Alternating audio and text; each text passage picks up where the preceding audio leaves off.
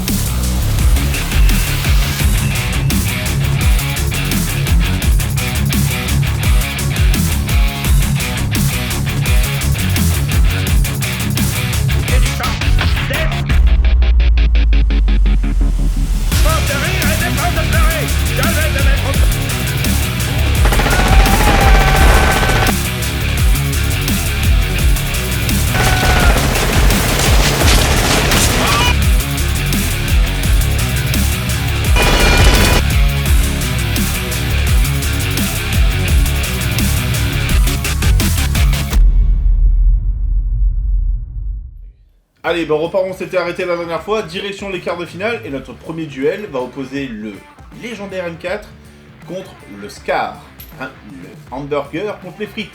D'habitude, ils sont toujours dans la même assiette, mais aujourd'hui, ils s'affrontent. Alors, qui c'est qui va gagner? Eh bien, malgré sa légende, le M4 avec tous ses fervents défenseurs et son énorme communauté, eh bien, il vient de se prendre une tollée face au Scar, donc je suis désolé pour vous, les fanboys du M4, mais il a perdu, hein. Bravo la Belgique, vous venez d'éliminer le M4, c'est quand même balèze. Félicitations à vous. Eh, entre nous les gars du M4 là, vous l'avez pas vu venir ça, hein. Bien fait. Bon, attends, bah quoi, moi ils m'ont supprimé toutes les armes russes dès le premier tour. Merde, hein, voilà, à votre tour maintenant. Culé. Bref, passons au deuxième battle, qui va opposer le légendaire Fall, FN Fall, encore la Belgique. Mon dieu, il faut se méfier de ces gens-là, ils sont très forts avec leurs frites. Et notre légendaire clairon, le FAMAS, notre fusil national. Pourquoi vous rigolez, Seb? Il place les frites à toutes les sauces, sans mauvais jeu de mots. Ah, c'est énorme. Attends, tu dois le dire. Bon, donc du coup, le FN Fall contre le FAMAS. Donc il y a quand même une petite différence de calibre entre les deux, vu qu'on a un 308 et un 5,56. Et bon, c'est des pays voisins. C'est un fusil qui est plus vieux pour le FN Fall. Le FAMAS n'est pas tout jeune non plus, hein, vu qu'il a commencé en 68 au niveau de la recherche et en 72-73 quand il a été intégré à l'armée française. C'est deux papis, si je puis dire, qui vont s'affronter, mais d'après vous, lequel va s'en sortir? Le moule frite ou le steak frite? Eh bien, évidemment que c'est notre clairon national qui l'emporte. Donc, bravo à notre FAMAS. Désolé la Belgique. Je sais que vous l'avez encore en travers pour la Coupe du Monde. Mais bon, voilà quoi. Je suis désolé, le FAMAS est quand même meilleur que le FAL. Voilà, désolé. Passons au troisième quart de finale qui va opposer un duel 100% allemand. Vu qu'on a le HKG3 contre le HKG36. Le papy contre le remplaçant. Est-ce que l'élève va dépasser le maître? Est-ce que... Enfin, vous voyez le délire, quoi. Hein? On voit ça tout de suite. Dans la logique, le G36 a été conçu pour remplacer le G3, parce que trop vieillissant, munitions trop puissantes, pas assez de coups, bref, on a déjà parlé dans l'ancien épisode, on revient pas. Et donc c'est dans la logique que le G36 élimine son papy. Et pourtant, c'est important, les papys. Tu l'aimes, ton papy? Quatrième et dernier quart de finale, on retrouve l'Autriche avec le Sterhog face à l'Allemagne et le légendaire STG-44. Alors, est-ce que la légende va faire face à la nouveauté? On part sur le premier fusil d'assaut digne de ce nom, et avec quand même les premiers bullpup. Donc, est-ce que la nouveauté va l'emporter sur la légende? Nous allons voir ça, et je vous avoue que ça a été très compliqué, parce que techniquement, le STG44 a gagné dans les votes sur YouTube, mais sur les plateformes d'Insta et de Twitter, c'est le Sterhog. Et au cumul des votes, le Sterhog a gagné de pas grand chose. Donc vous avez fait gagner le Sterhog, Désolé pour le papy, mais la nouveauté l'emporte. Vive les bullpups. Eh bien les amis, voilà nos premières demi-finales. Nous avons donc le Scar contre le FAMAS et le HKG36 contre le Sterog. Étrangement, on a un bullpup dans chaque demi-finale. Comme quoi les bullpups vont quand même bien mener leur barque. Et voyons voir qui va aller jusqu'au bout. Première demi-finale, c'est parti. On retrouve notre Scar belge qui va affronter le FAMAS. Et autant vous dire les amis, je suis un peu inquiet parce que quand même le Scar vient de sortir le M4, la plateforme R15 de tous les Kikula. Enfin, j'ai beaucoup de respect pour vous, je vous jure un jour j'en achèterai un. Mais quand même il a viré le M4 et ça c'est inquiétant. Est-ce que notre clairon national va faire le poids? Honnêtement, je suis pas sûr. Mais il suffit de voir les votes, regardons. Eh bien les amis, les votes ont parlé. La Belgique va encore se faire sortir en demi-finale, ça commence à être une habitude. Pardon, non, je me moque pas les gars, mais quand même. Voilà. Deuxième poteau pavard, tout ça. Félicitations à notre fusil, désolé pour vous la Belgique, le Scar est un excellent fusil, et voilà, je suis quand même objectif dans le sens où vous faites de super bons fusils, je pense que là c'est le côté chauvin qui a parlé, mais désolé, on passe en finale. Allez, ciao la Belgique. Ah, excusez-moi, on me dit dans l'oreillette que depuis que le FAMAS a sorti le sortant du M4, l'armée américaine est intéressée pour des FAMAS. Ah, voyons ça, on a les images.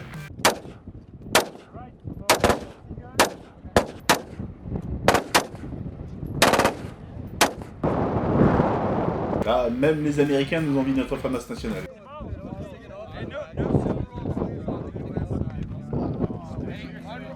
Ah bah non, désolé, c'était pour se foutre de notre gueule, fausse alerte les gars.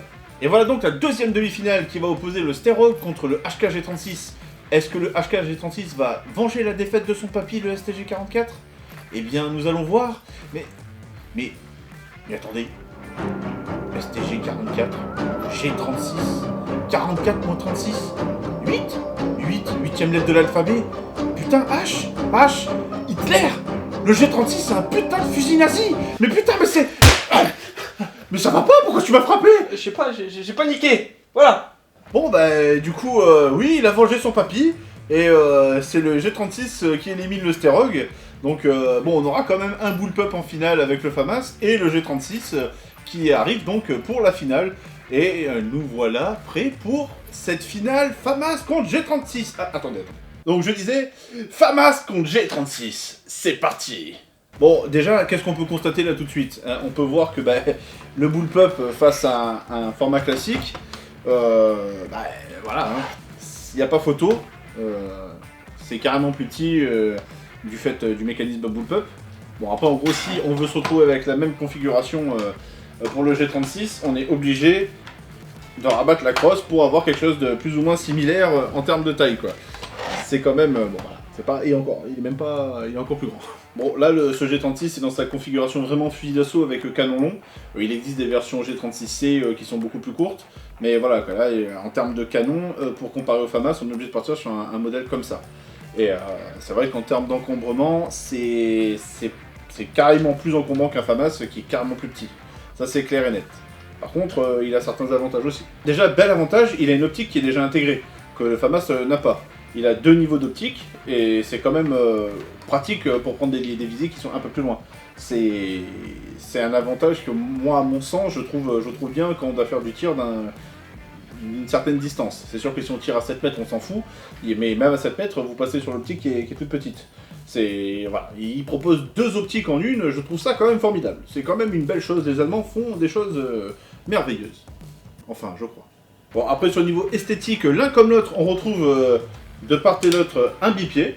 Ça c'est quand même super pratique quand on doit les poser. Et ce qui est rigolo, c'est qu'ils ont chacun une anse en fait qui permet de les transporter plus facilement.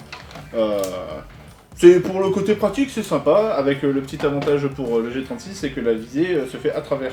Alors c'est cool. Au niveau du mode de chargement, on va voir ça en vidéo, mais ils sont ambidextres tous les deux, ça c'est cool. Par contre, lui, n'étant pas bullpup, il a donc sa fenêtre d'éjection qui est devant, et qui évite de se prendre des balles dans la tronche quand on tire si on est gaucher.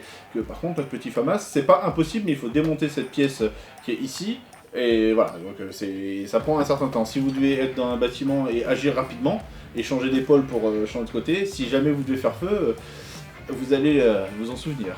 Pour ces deux fusils aussi, il y a une option que là on ne voit pas de suite, mais il dispose de lance-grenades. Pour celui-là, c'est un lance-grenade qui va se fixer sous le canon, certainement avec un système M-Lock. Et pour le FAMAS, notre petit FAMAS à nous, c'est rien à voir, c'est une grenade qui vient se mettre sur le canon et qu'on règle avec la bague qu'il y a ici, qui permet de régler l'ajustement de la distance.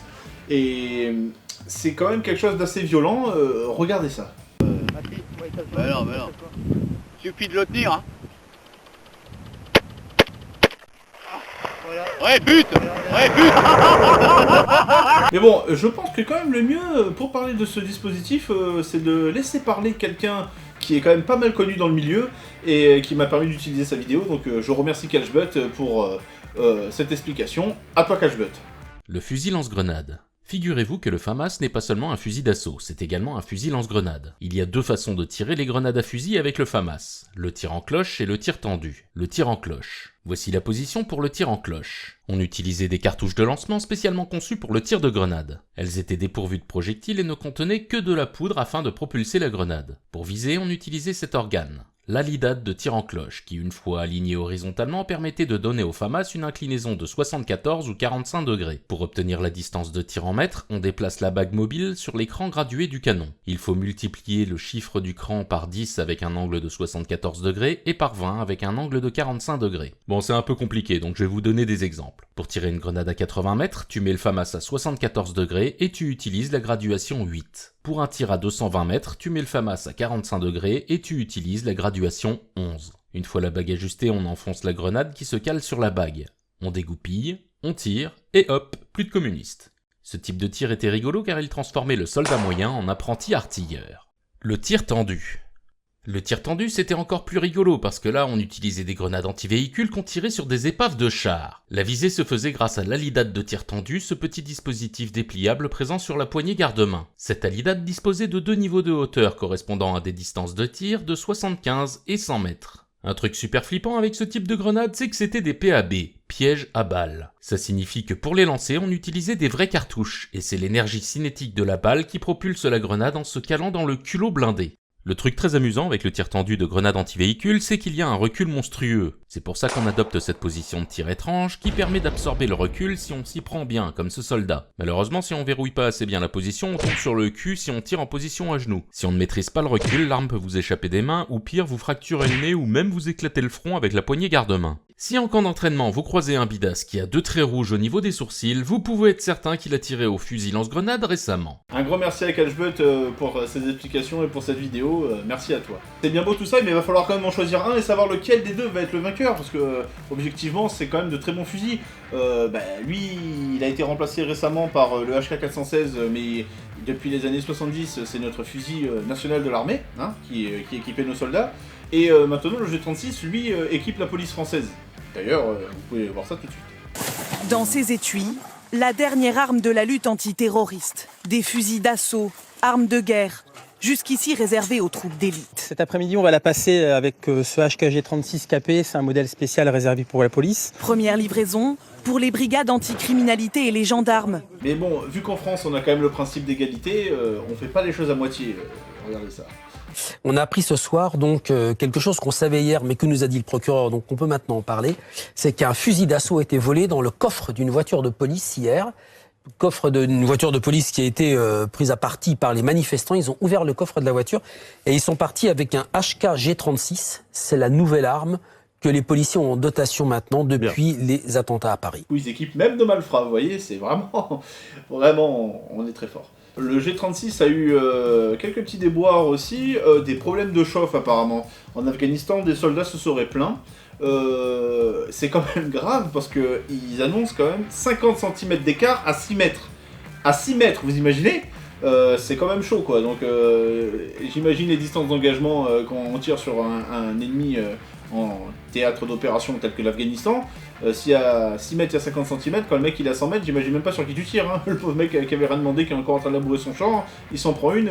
Voilà, allez. Merci, au revoir.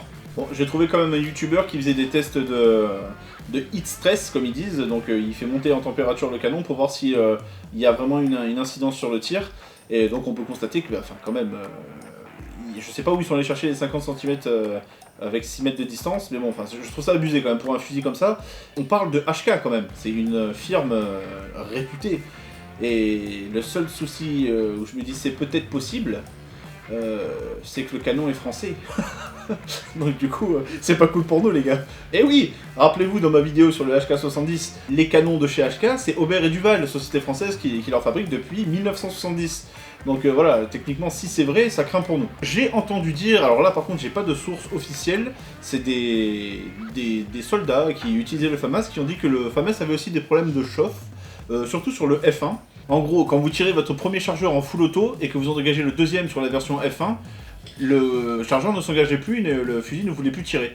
Alors apparemment problème de dilatation d'acier, je ne sais pas. Peut-être aussi le souci que sur la version F1 il fallait les étuis en acier et pas les étuis en laiton comme sur le G2.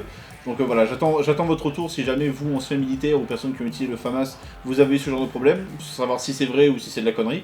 Donc voilà, j'attends vos retours dans les commentaires, n'hésitez pas à éclairer ma lanterne, ça serait très gentil de votre part. Ils utilisent tous les deux du 5.56 ou du 223 Remington, par contre ils n'ont pas du tout le même mode de fonctionnement. Dans l'épisode numéro 1, j'avais dit que le FAMAS avait un système d'empreinte gaz pour aller vite, parce que si je commence à rentrer dans les détails c'était le bordel, et en fait je me suis fait chier dessus, un truc de fou. Effectivement, le FAMAS utilise bien une culasse à masse additionnelle qui crée un retardement au moment quand on fait feu, qui permet au gaz de pouvoir éjecter l'ogive au maximum sans qu'il y ait une fuite par l'arrière, grâce à la masse additionnelle. Mais vous savez quoi, vu que vous êtes un petit peu tatillon, je vous mets une petite vidéo.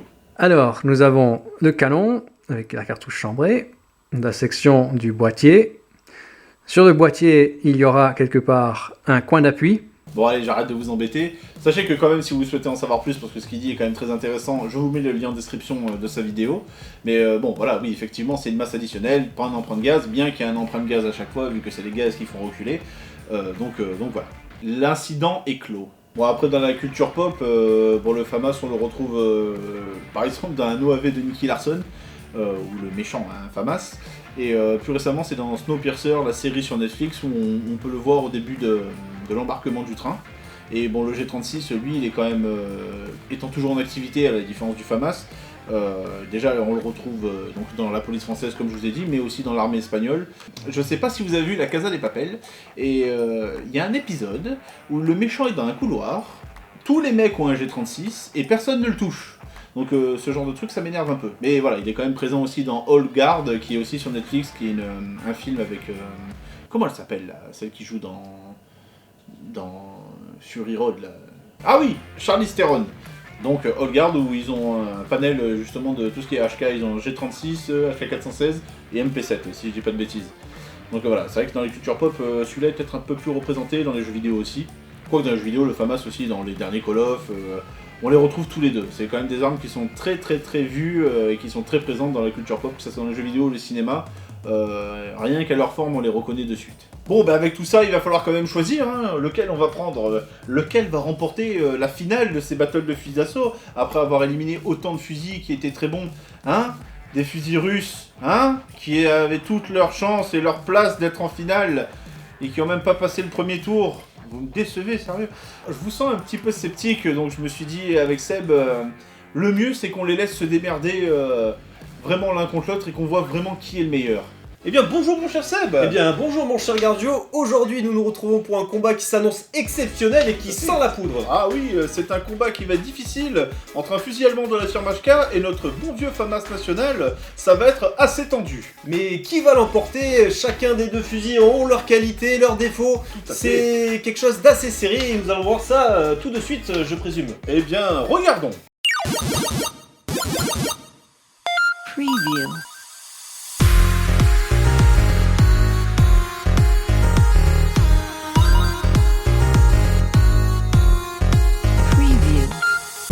Preview. Final round. Fight.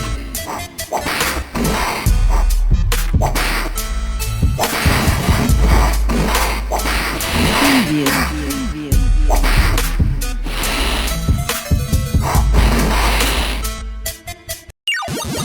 Eh bien, c'est une victoire incontestable, mon cher Seb. Ah oui, mon cher Gardio, c'est une belle branlée, comme on dirait dans le jargon, c'est-à-dire que le FAMAS a pris le G36, l'a pris, l'a retourné, l'a Enculassé. à sec en plus. Oui, ah, on peut dire qu'il n'y a pas laissé le temps de se lubrifier.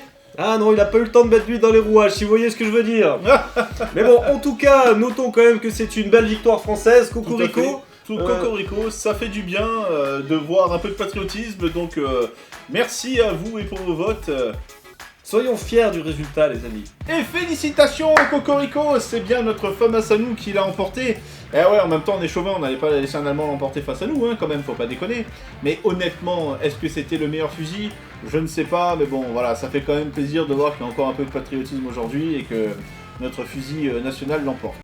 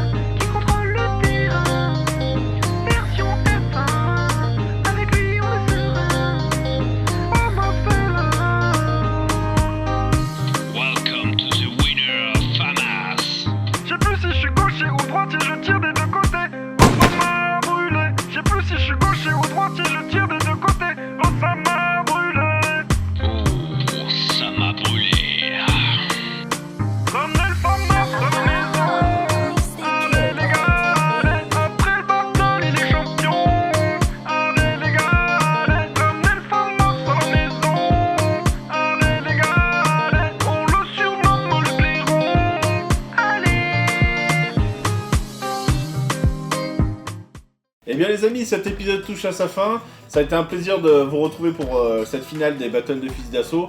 Un grand bravo à nous tous pour la victoire du FAMAS et je vous remercie du coup de vos votes. Vous avez participé activement pour ces épisodes, donc un grand merci à vous. N'hésitez pas à nous rejoindre sur les plateformes des réseaux parce que du coup entre chaque épisode il se passe des choses. Vous pouvez nous retrouver sur nos Instagram respectifs que vous allez retrouver donc à la fin de la vidéo et en description.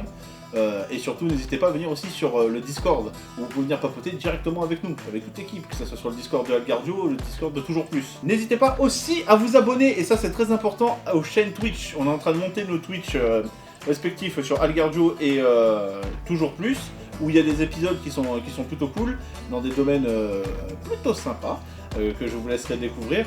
Et donc vraiment, venez, parce que du coup il y a du contenu à voir, s'il n'y a pas que sur YouTube, vous pouvez nous retrouver. Et là vraiment, il y a des trucs super sympas que vous êtes en train de louper depuis un petit moment. Je remercie du coup Mister Goupil pour le prêt de son FAMAS. C'est super gentil de ta part, je te remercie encore. Et je remercie Elodie pour son G36, qui m'a permis de faire un épisode un petit peu plus cool en présentant les fusils en question. Ça passe mieux quand même, ça fait un peu plus cool.